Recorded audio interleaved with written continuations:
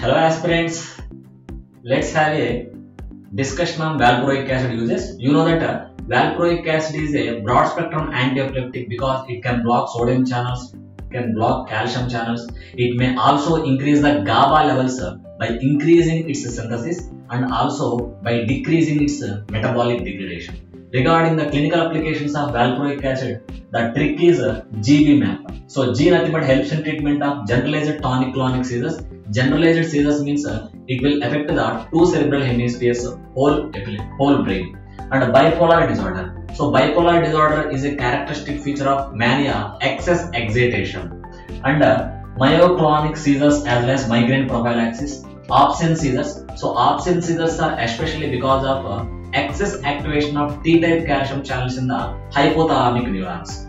And partial seizures, especially simple or complex partial seizures. In this also, valproic acid is commonly used. So these are the simple uses of valproic acid along with the trick GB map.